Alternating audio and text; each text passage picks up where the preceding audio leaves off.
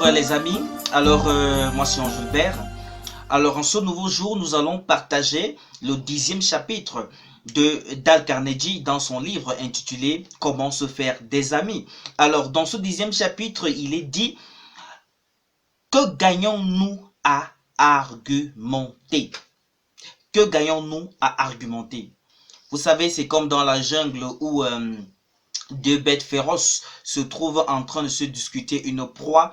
Chacun, n'est-ce pas, va avec cette proie à une position ou alors à un endroit différent de l'autre. Il en est de même, bien évidemment, dans nos, je dirais, sociétés civilisées. Voilà, nous nous retrouvons aussi dans des mêmes situations, dans des mêmes positions avec les personnes qui nous entourent.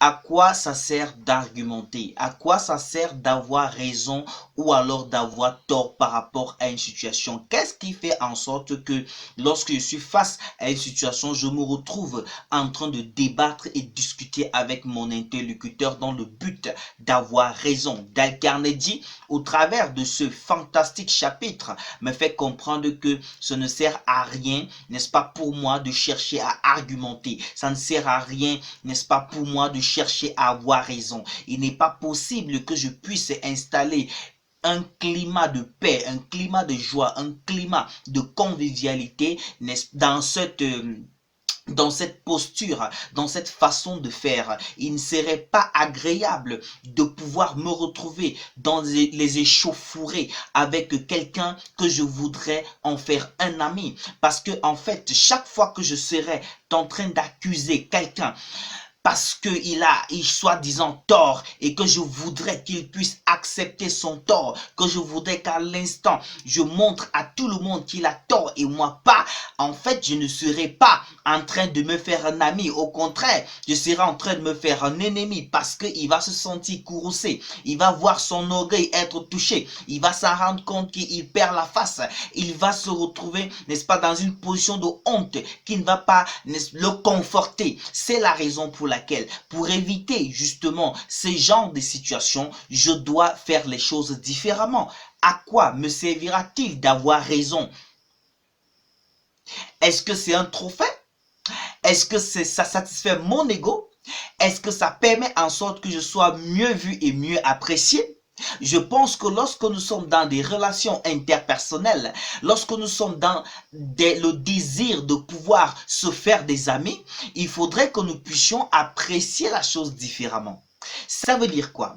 Que si je suis en pourparler, j'ai un différend avec quelqu'un, je soupçonne ou alors je me dis que cette personne a posé un acte qui n'est pas agréable, qui n'est pas véridique, il y a une autre façon que je peux adopter pour permettre à cette personne de pouvoir prendre conscience de l'acte qu'il a posé et non de me retrouver en train de discuter, en train de me chamailler, en train de me quereller avec cette personne, parce que ça ne va pas aider cette dernière à pouvoir accepter son tort. Bien évidemment, vous allez constater que chaque fois que vous accusez quelqu'un pour avoir poser un acte que vous jugez négatif, ça réconforte cette personne dans sa position, ça le consolide dans sa position. Et puis, bien évidemment, la personne va continuer à se défendre. La personne va continuer, n'est-ce pas, à crier haut et fort son innocence.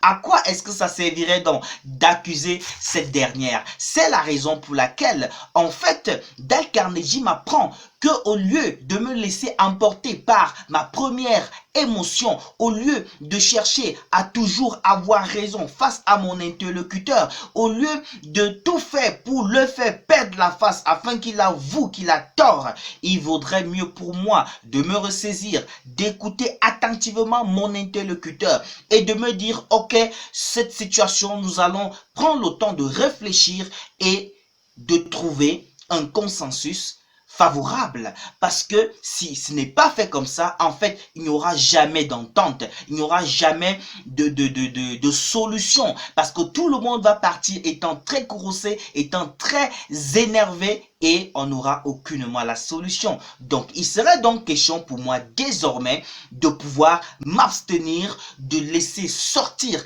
mes premières émotions qui sont soit pour la plupart du temps des émotions négatives parce que elles sont stimulées par le fait que je viens d'être frappé par quelque chose qui me meut directement et que je puisse me ressaisir, temporiser l'instant et gérer la situation de la manière la plus paisible possible. Voilà ce que je voulais partager et ce que j'ai retenu de ce 10e chapitre. Pourquoi voulons-nous toujours argumenter? Merci mes amis, merci mes chers partenaires. Alors n'oubliez pas de liker et de vous abonner pour la suite de l'aventure. À plus.